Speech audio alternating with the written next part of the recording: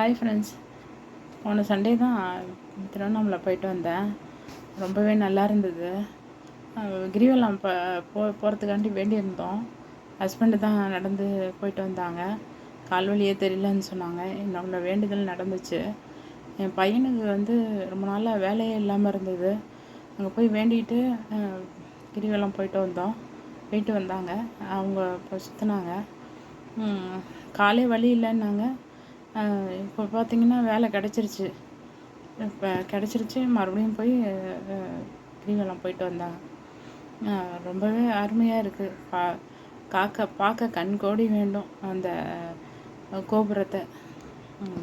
உள்ளார போயிட்டு ஒரு 4-5 மணி நேரம் ஆச்சு சாமி பார்க்குறதுக்கு. சமண மகரிஷி அப்படின்னு சொல்லிட்டு அங்கே ஒரு ஆசிரமம் இருக்குது, ரமண மகரிஷின்னு சொல்லிட்டு. அது ரொம்பவே நல்லா இருக்குது. அங்கே 3 வேளையும் சாப்பாடு கொடுத்து அங்கேயே தங்குறதுக்கு ஆசிரமத்தில் எல்லாமே இருக்குது. ரொம்ப வசதியாக இருக்குது. அதை நான் அது உள்ளார வீடியோ எடுக்க முடியாது. வெளியில் நான் அடுத்த மாதம் போனேன்னா உங்களுக்கு வீடியோ போடுறேன்.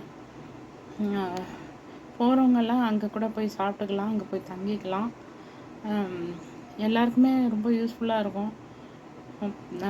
நடந்து போய் அந்த இது ஒவ்வொருவருக்கும் வேண்டுதல் அவ்வளோ வலிக்குதுங்க. ரொம்ப பவர்ஃபுல்லான சக்தியாக இருக்குது இந்த திருவண்ணாமலையில்.